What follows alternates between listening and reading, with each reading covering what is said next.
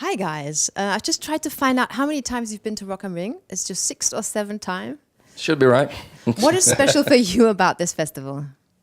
There's a lot of people, a lot of history, and it's diversity. It's not just metal bands. You have pop bands, rap, and heavy metal, and everything, and anything in between.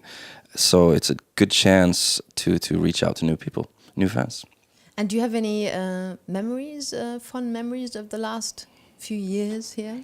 Anything that's stuck in mind? This is your department. We talked about this you have off camera. That Björn, I remember he's got the brains in the band, or the memory at least. Which is an utter lie, but yeah. No, I remember us seeing Korn here on main stage. We were standing right next to the subwoofers, and we got basically a new hairstyle. Mashed. Yeah, a new hairstyle, new face style, everything. It was amazing. Sounds from the heart of Gothenburg.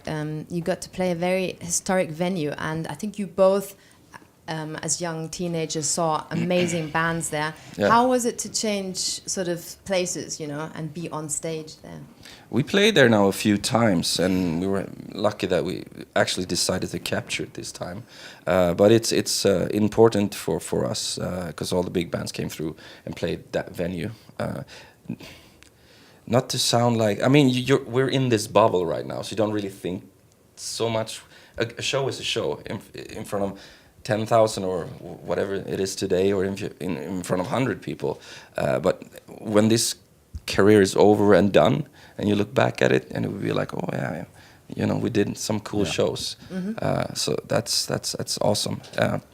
But I don't know. No, it was a great opportunity too, because it was I think the final show of the tour. So we're really, really well, warmed up. So we were pretty, how do you say?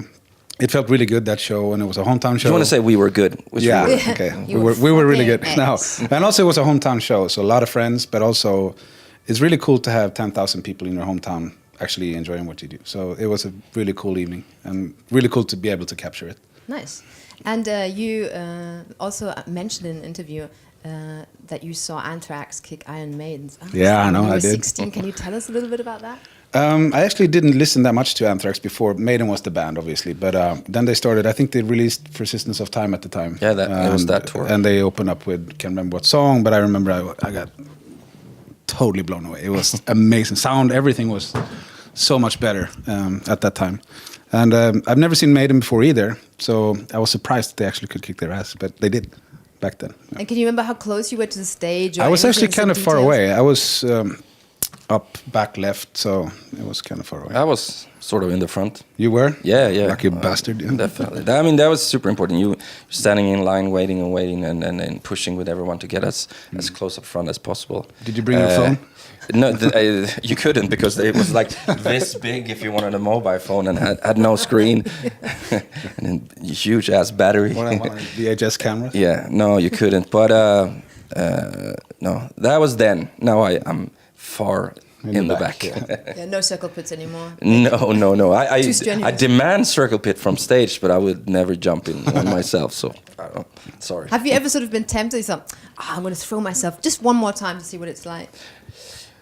Well, who knows? Who knows when you're up there playing and you get so much energy from the crowd. And things can happen, of course. But as if I came to a show on my own, watching my favorite band, I wouldn't go in the circle pit, But I did.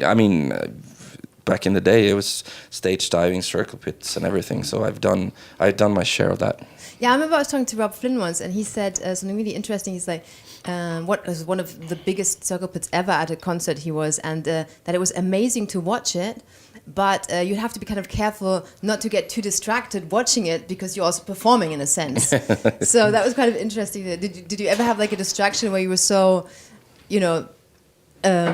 amazed by what was happening in front of you that you kind of got sidetracked in a sense? Oh, it happens. Yeah, it happens. Especially like bigger shows like this, when you see a whole audience jump, that it just chills. Well, chills is the wrong word. It sends shivers all over, and then you're trying to play at the same time, and it's a really cool feeling. Wow.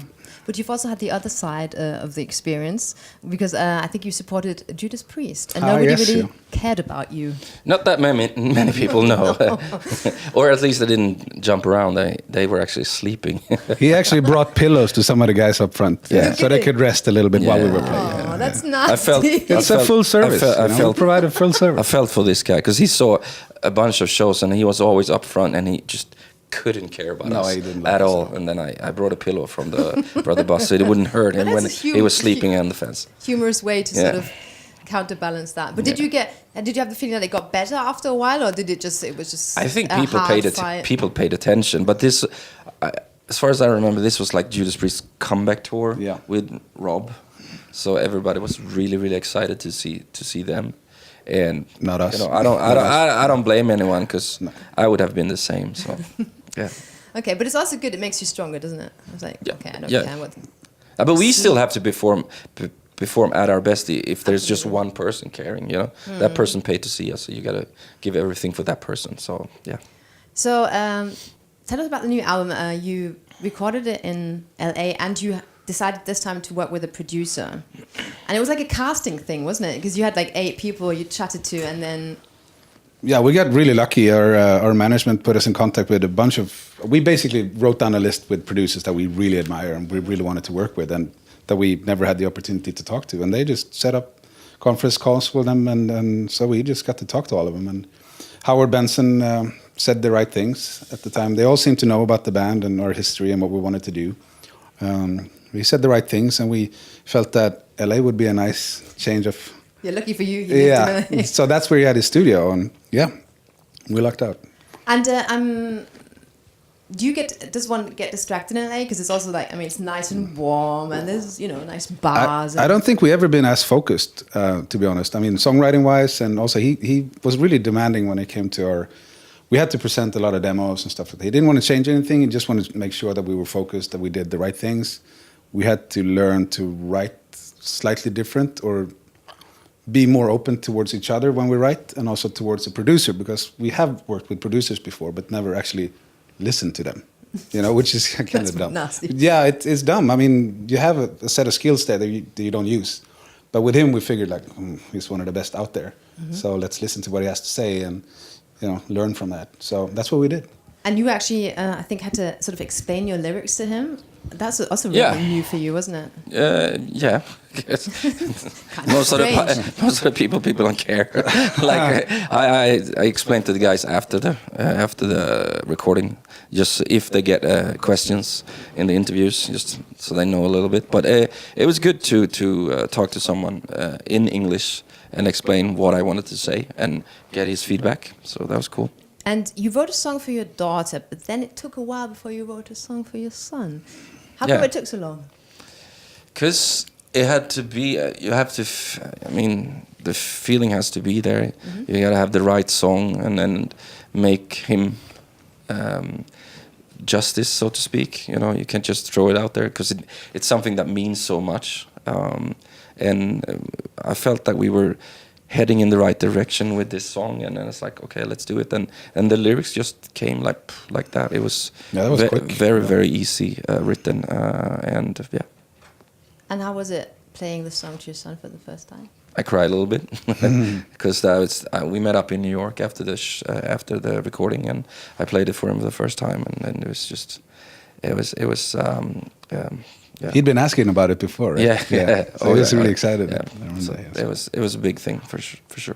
Your cousin is actually the reason why you're playing in Flames. Yeah, that's right. Can you tell the story in the short version before we're all melted away? So the guy that started the band, Jesper, was best friends with my cousin, who doesn't play anything. But my cousin knew that I played a little bit of drums and guitar and stuff in different bands, so he just lied and said, well, my cousin Björn, he's kick-ass at drums. And Jesper was looking for a drummer at the time. And I auditioned and, well, not really auditioned. I just joined the band, basically. He sucked, He sucked at drums. I sucked a little bit less.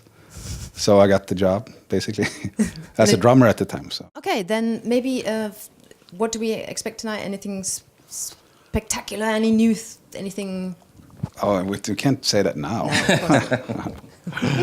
No, No, it's really good to be back. We're really looking forward to this show. We've done a bunch of U.S. festivals and go straight into one of the better festivals in the world. So it's really exciting times. Nice. Now it's dinner. Now it's dinner. Yeah.